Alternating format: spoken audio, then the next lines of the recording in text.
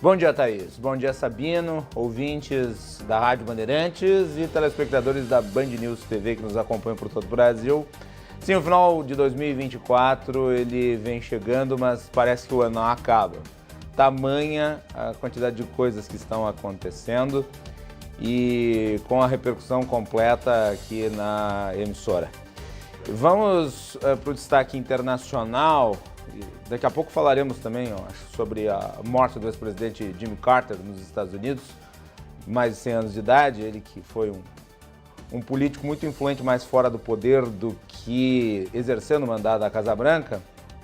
Aqui na América do Sul, nós estamos vendo uma pressão política de movimentos identificados com o campo da esquerda para que o presidente Lula e o governo brasileiro reconheçam o que eles entendem ser a vitória de Nicolás Maduro na eleição da Venezuela.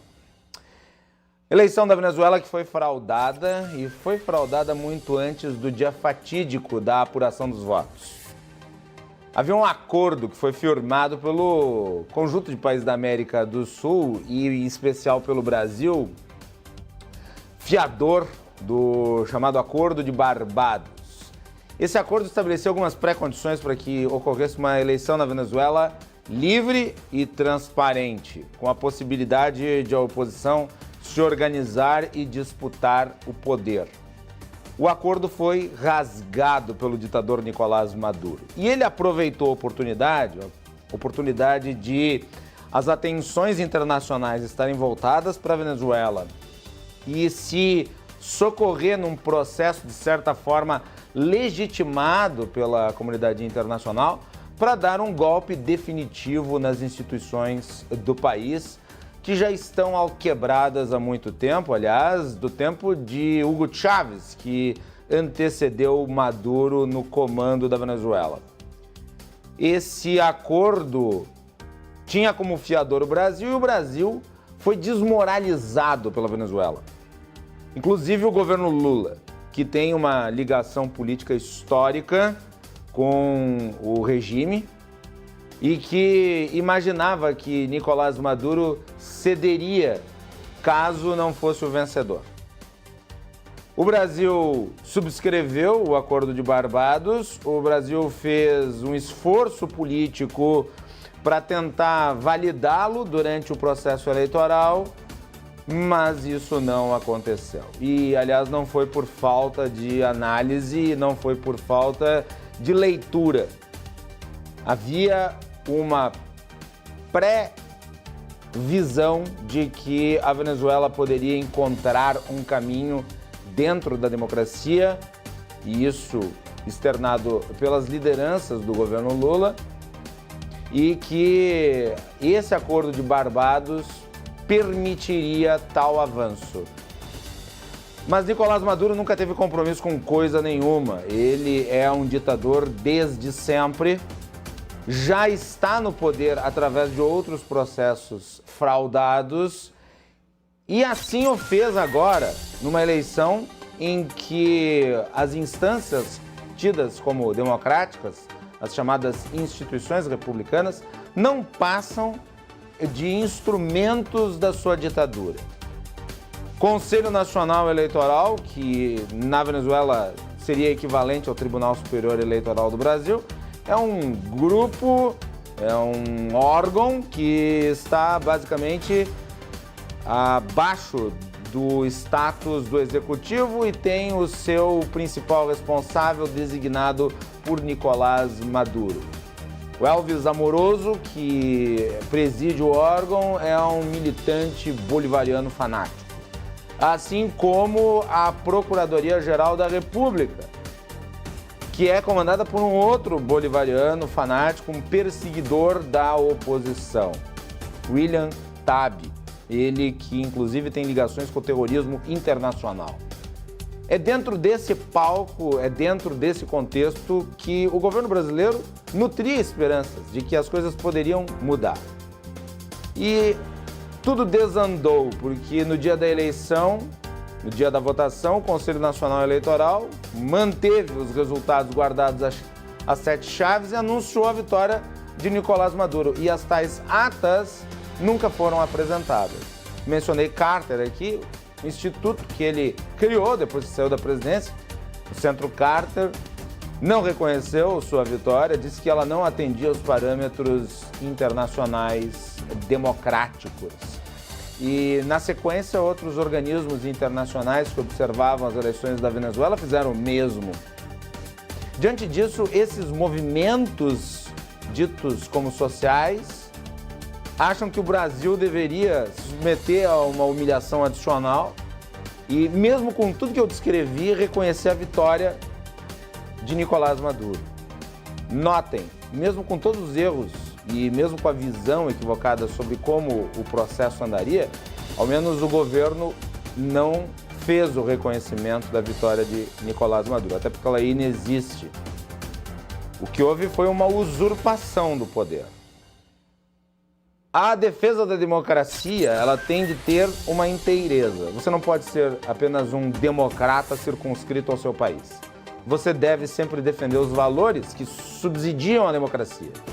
Esses movimentos, e aqui eu destaco dois, a Associação Brasileira de Imprensa e os juízes pela democracia, essas entidades mostram que não tem compromisso completo com a democracia, porque elas estão anuindo com um processo fraudulento e um regime tirânico que persegue minorias, que persegue estudantes, que persegue opositores e que viola sistematicamente os direitos humanos. São milhares de prisões arbitrárias e exilados. Inclusive, o ex-candidato da oposição teve de se refugiar na Espanha.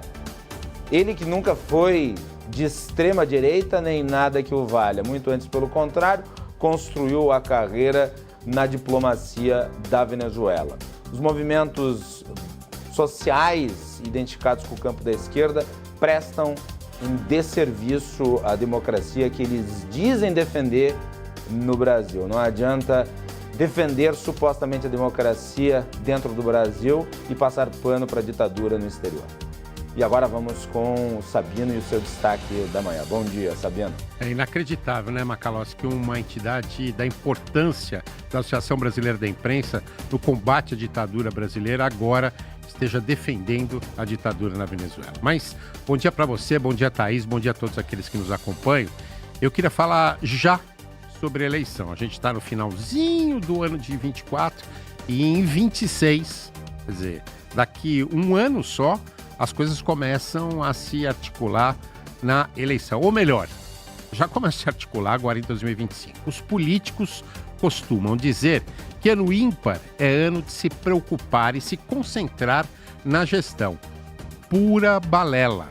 Como se sabe, os políticos estão sempre com eleição e seus cálculos na cabeça. Pergunte a qualquer um quem serão os candidatos em 2026 e eles terão seus palpites com certeza. O fato é que há um componente novo a ser considerado e que deixa o cenário menos claro, mais bagunçado: a saúde de Lula. O presidente tem 79 anos e terminará o governo com 81.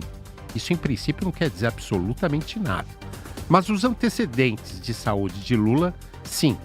Ele já teve um câncer de garganta que o deixou praticamente sem voz, definitivamente rouco, né, com a voz fraca. E no começo do ano foi a vez de uma cirurgia que o levava a dores lancinantes na altura do quadril. A operação foi feita meses depois de o presidente ter iniciado várias sessões de infiltração no local para diminuir a dor, mas sem divulgar nada, escondendo essas infiltrações, mesmo para evitar exatamente especulações sobre a sua saúde logo após a posse. E mais recentemente, o acidente doméstico que levou a pontos na cabeça num primeiro momento e a uma cirurgia de um certo risco até alguns dias depois. A esses fatos trazem esse componente novo da discussão eleitoral para a presidência da República em 2026. Nós teremos no Brasil uma discussão parecida, eu estou dizendo só, com a que houve nos Estados Unidos sobre a saúde do atual presidente Joe Biden, que está deixando o cargo. As situações são obviamente diferentes. Lula não apresenta qualquer falha de memória ou fraqueza mental. Não, não é isso. Mas tem todos os problemas acima e para enfrentar pelo resto da vida. Na verdade, nesse terceiro governo, Lula delegou mais, principalmente para os ministros Rui Costa e Fernando Haddad. Um possível nome até para substituir Lula se este não for candidato. Mas não há muitos outros nomes viáveis disponíveis no PT e na base do atual governo para serem candidatos. Muito discretamente, se fala também no ministro da Educação, Camilo Santana, ou até mesmo no vice-presidente Geraldo Alckmin. Mas muito discretamente mesmo, o candidato é Lula. O fato é que o PT não se renovou, não tem outro candidato. E um dos culpados é o próprio Lula. Não bastasse isso, ele tem atritos internos dentro do PT, como se viu na votação do pacote fiscal, em que 6 deputados petistas, inclusive um ex-presidente do PT, o Rui Falcão, votaram contra o projeto do pacote fiscal. Pois bem, este enredo já é conhecido no mundo político. O protagonista foi o PSDB. E aí todo mundo sabe no que deu. O PSDB praticamente foi varrido da cena política. E é interessante, né, Sabino, quando a gente observa o que pode acontecer em termos de candidatura em 2026, nós temos hoje esse cenário muito aberto.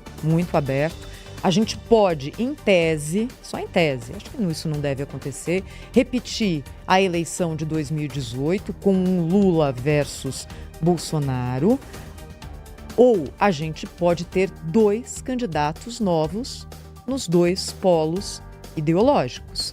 Há essa possibilidade. A candidatura de Bolsonaro cada vez mais distante pela situação jurídica que envolve o ex-presidente, que é inelegível, e os movimentos que começaram a surgir ali no entorno de Bolsonaro para devolver a ele a possibilidade de concorrer, ficaram enfraquecidos pelas investigações mais recentes sobre a trama golpista. Ou seja, é impossível que Bolsonaro concorra? Não.